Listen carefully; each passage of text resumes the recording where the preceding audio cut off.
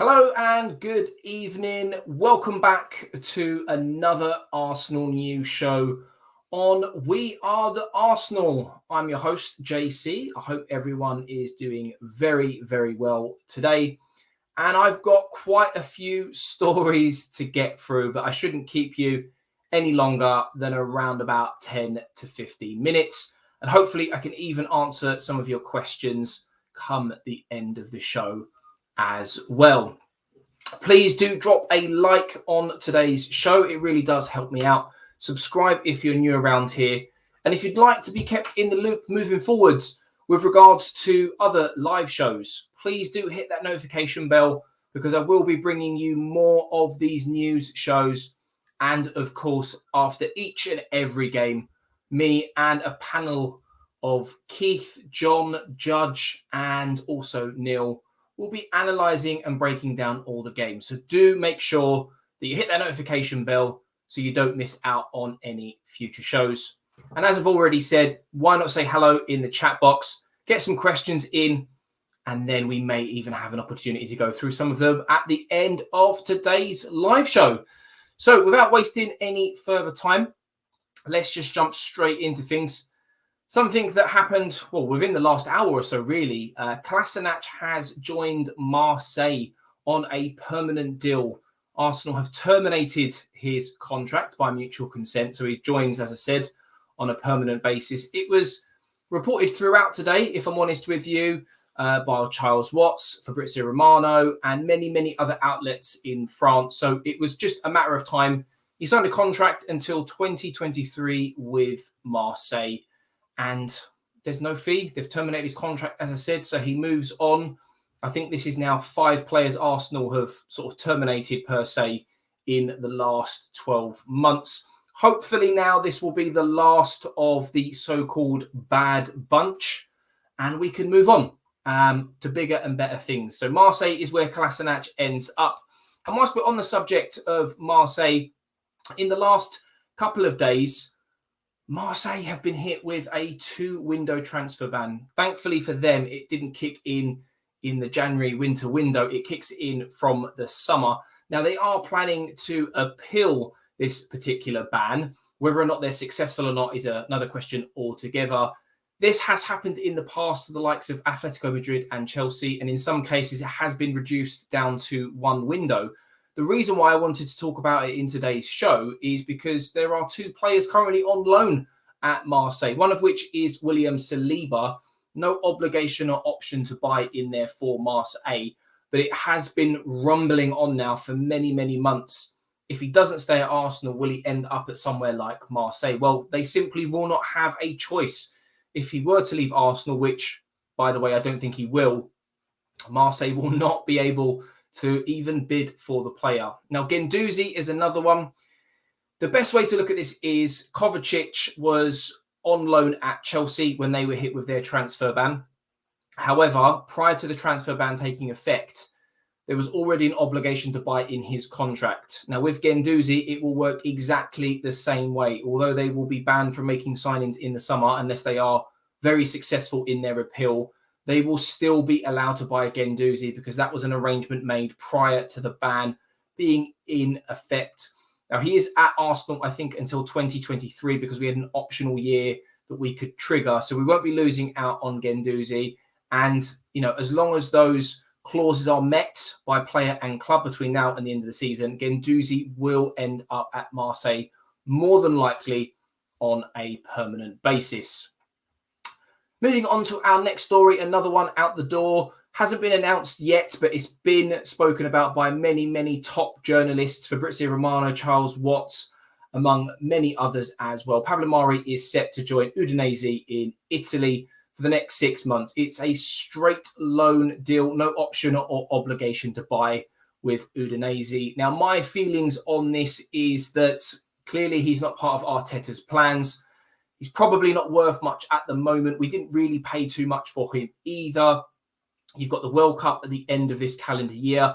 It's an opportunity for Pablo Mari to possibly be part of that conversation, although he'd need to be part of a team's first plans at the start of next season. But it also is an opportunity for Arsenal to put him in the transfer window as such so that we might be able to get a few extra quid for him if and when we sell him in the summer. But good luck to him. Hopefully he does well over at Udinese. That should be announced probably closer to the end of this week, but we might be pleasantly surprised tomorrow or the following day. One that did surprise me was Lacazette. So apparently, according to various different Italian media outlets, Newcastle are interested in bidding for Lacazette this month and signing on a 3.5-year deal. That contract will be worth around about £8 million per year. But Lacazette isn't interested because he fears that he may be relegated with Newcastle. Now, I can't see there being much truth behind this, but over the last couple of days, it was doing the rounds on social media, and there were plenty of, shall we say, lesser-known journalists reporting on it. Some of the more well-known or more well-connected to Arsenal haven't said anything with regards to this particular rumour, and he does seem to be part of Arsenal's plans for at least the next 6 months. So can't really see there being too much truth in this one. One that came up in the last couple of hours, an Egyptian outlet, Sport365's Egypt, have said that Fenerbahce have inquired about signing Elneny this month from Arsenal. They want a deadline from Arsenal so they can sign the player before the January transfer window closes. A bit of a surprise to me because he is able to negotiate on a pre-contract with clubs outside of the Premier League, and he is available for absolutely nothing in the summer, unless Fenerbahce are fearing that they may lose out to competition and they want to pip maybe other teams to the post by signing with him in January. That's the only thing I can think of. But shoe on the other foot here for just a moment. It means even less players in midfield, which Arsenal have a big problem with as things stand anyway. So again, can't really see there being too much in this particular rumour, but it just depends on whether or not Arsenal want to lose him for absolutely nothing and keep squad depth there, or they want to chance their arm. Now, we've got a couple of low-key stories before we head into 2 headline stories at the end of today's video. Please do drop a like if you haven't done so already. Subscribe if you're new around here. And if you weren't around at the start of today's show, make sure you hit that notification bell button so that in the future you don't miss out on any of these shows, and also our analysis shows after each and every game. So moving into our next story, John Jules and Assis have both been recalled from loans at Blackpool and Portsmouth respectively. John Jules is expected to go back out on loan. Blackpool in the Championship hasn't really made too much of a mark. So the likelihood is, from what I understand, is he will go out on loan to a club in League One. Might be a little bit more at his standard. See how he gets on. Miguel Aziz, on the other hand, is also expected to go back out on loan. And the Portsmouth manager, Dan Crowley, has spoken very highly of him and believes he will become a superstar in the future. This last 6 months on loan for this particular season could be the last 6 months that we see him out on loan before maybe looking to challenge for a first team spot at the beginning of next season. Another story here involves Dillian Iliev. Most of you may not have even heard of him. 26-year-old goalkeeper who's been out on loan in Slovakia, I believe. Hasn't really ever had an impact on the first team, been at Arsenal since a very young age. His contract has been terminated after about 15 years at the club. He was never going to make it at Arsenal, unfortunately, not at the level that was required. He moves on for first team football elsewhere. And also in the last couple of days, we've got Jed Spence. Some of you may remember him from the Nottingham Forest game in the FA Cup. Probably the only player that has managed to pocket Martinelli since he broke into the Arsenal first team. Although he's on loan at Nottingham Forest, he is a Middlesbrough player. Arsenal, among Tottenham and Leeds, interested in the player. Now, if Arsenal were to sign him this month, we would have to send him out on loan because he's already played for 2 clubs this season. But he could be a good option for Arsenal next season as a backup to Tomiyasu. Personally, I don't think he's at the required level that we need. And if Saliba's coming back to Arsenal next season, he could create good competition, not only for Ben White and Gabriel at centre-back, but also right-back for Tomiyasu because he is known to play at right-back as well. Next story on the list is Aubameyang. He is apparently being sent home from the African Cup of Nations due to heart issues. I do really hope he's well. He's had a bit of a rollercoaster ride over the last couple of months with both, health and his club, let alone being sent home from the African Cup of Nations. Some nasty rumours flying around at the moment that Aubameyang had to squash. But Apparently, he will be on his way back to Arsenal. Probably one of the only positions where Arsenal don't need additional players at the moment. If they could send Thomas Partey back instead, that would be a great deal of help, to say the very least. Okie dokie. So, postponements. A hot topic at the moment. I'm not going to go into too much detail. I think there's been enough coverage on this, well, since the game with Tottenham was postponed. There were rumours that the game with Liverpool this Thursday could potentially be postponed as well, with Arsenal looking to put a request in, given that they don't have enough players. But there's been plenty of news circulating today to suggest the likes of Tomiyasu, Emil Smith-Rowe, Odegaard, among others, will be fit and available for that game. So a little bit of light at the end of the tunnel, and hopefully, just hopefully, we will be able to go ahead with that game at the Emirates. The Burnley game, on the other hand, is a little bit different. Not so much a problem for Arsenal, more a problem for Burnley. They've had a couple of games postponed recently. They're really struggling with having the required amount of first-team players, and we are set to play them at the weekend, so certainly one to keep an eye on.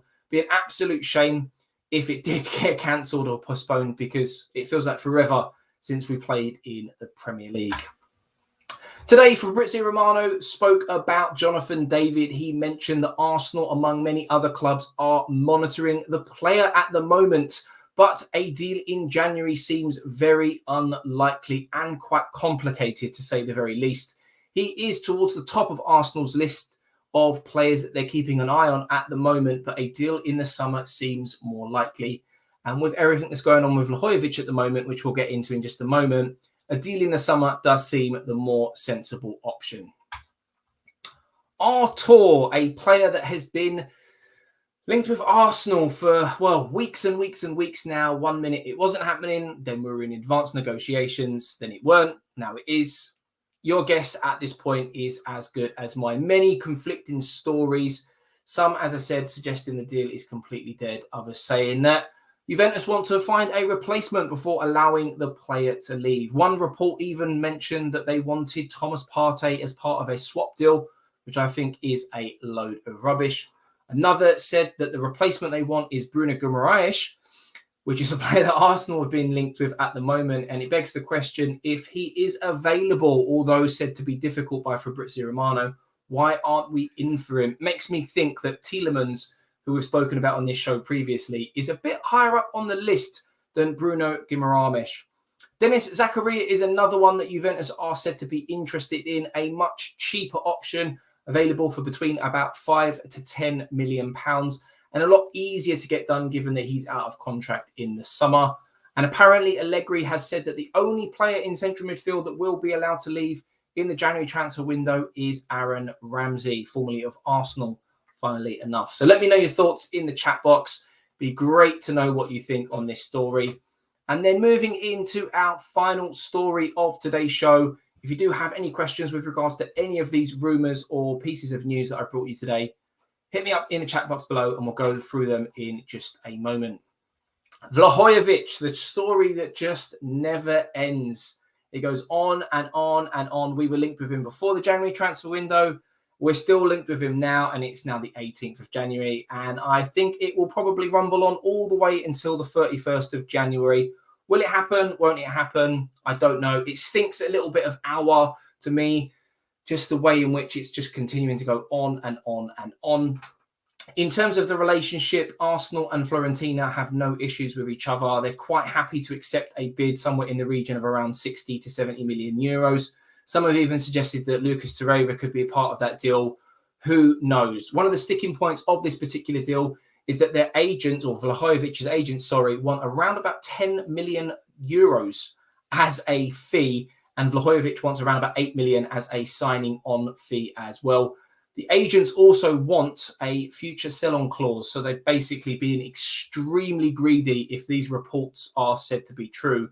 But for anyone who's been part of social media over the last 24 hours, Vlahovic yesterday, he looked like he was saying goodbye to the Fiorentina fans. He played in the final home game between now and the end of the January transfer window. Yes, he did miss a Panenka penalty, and some are saying that it was him apologising. But he later then scored a goal, celebrated in the same way. He came off as a substitute, same reaction again, and gave quite an emotional hug to the Fiorentina manager as well. So big question is he over apologising to the Fiorentina fans, or is he saying goodbye, considering this is the very last home game between now and the end of the January transfer window? Let me know your thoughts in the chat box down below. So plenty of stories to bring you. I hope you have enjoyed them. I'm going to bring this off screen now. As I've already mentioned a couple of times, if you are enjoying today's show, please do hit that like button, subscribe if you're new around here, and don't forget to turn that notification bell on so that you don't miss out on any future shows. So time to go through some of the comments. If you've got any questions, get them in the chat box now, and I'll try my best to get through them. We've got John in the chat. Thank you very much for coming along. Really, really appreciate your support. Yes, new background, added it today. Glad that you like it. Judge in the chat as well. Thank you very much for showing your support, as well as Keith, always a man of many wise words. Some really, really, really good comments coming in here. Neil as well. Thank you very much. Really, really appreciate you coming along and showing your support.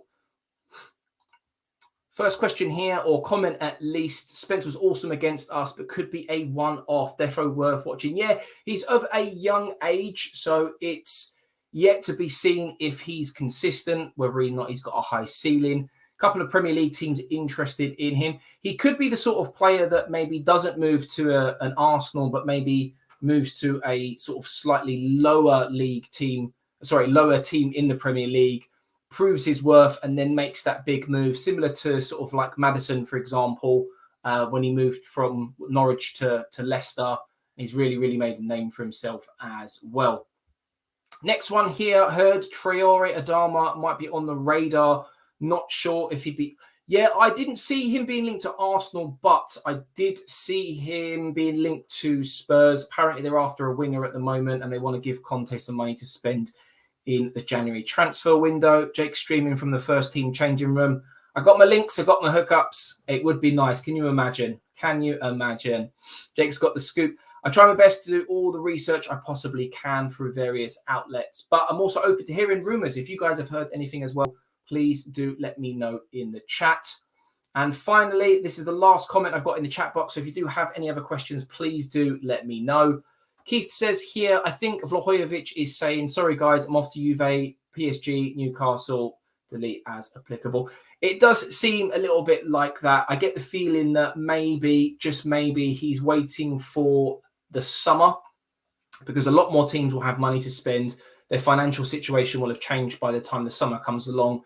So it seems like he will literally have the world at his feet. And it could be, well, if you look at the state of the Premier League at the moment, Lukaku doesn't really want to be at Chelsea. They'll have money to spend. They could replace him. Man City haven't had a recognised striker for, well, this will be 2 seasons in a row now. Liverpool's front three isn't getting any younger. Barcelona and Real Madrid, well, they want to be relevant. They've not really been in the scene for the last few years because of their financial problems. That seems to be behind them. PSG have always got money to spend. Same with Bayern Munich as well. Lewandowski's not getting any younger, although still world class. So, yeah, there's going to be a lot of big teams out for strikers in the summer. We could see the likes of Vlahovic, Haaland and Mbappe, the new generation of top world-class players, all on the move in the summer. And as Neil from Canon FC says here, greedy behaviour. You know, it depends on the type of player that you want. You know, Arsenal and Arteta clearly want a certain profile of player, a certain mentality, players that want to be at Arsenal Football Club. I get it. If Arsenal were to buy him for, say, I don't know, 70 million euros, he plays for Arsenal for, say, 2 seasons, scores 20, 25 goals, gets us back into the Champions League, gets us competing for those titles again, and he wants to leave because he wants to play for a different club that he supported growing up, for example, then, you know, you're looking at easily 120 back, which you can invest straight back into the squad for maybe a player that does want to play for Arsenal. So it's a difficult one, because you'd obviously want a player for Arsenal for more long-term, especially at his age, 21, maybe 22 by the time he joins the club. You know, looking at a good sort of 8 to 10 years potentially at Arsenal Football Club if you buy the right player. Okie dokie. So that is going to about wrap things up for today's show. I really do hope you enjoy. There are no more questions in the chat. We potentially could be back tomorrow, depending on how much news there is surrounding Arsenal. I'm assuming there will be plenty of team news, given that there are apparently no more new COVID cases. The players who were injured coming into the North London derby and the previous first leg of the Carabao Cup will be assessed tomorrow. So we'll probably have some news on whether or not they'll be available. And no doubt there'll be even more stories surrounding the likes of Artur, Vlahovic. And if Artur's not available, there'll be other players on the list as well. So potentially show tomorrow. If not, I will definitely be back on Friday night with the usual panelists, either Keith, Neil, Judge, or John. Maybe all of them, maybe just one of them. We'll wait and see. And they'll be helping me assess, hopefully, a win. And hopefully we'll be on the way to Wembley for the Carabao Cup final. But for now, I'm JC. Thank you for coming along. And I'll catch you in the next one.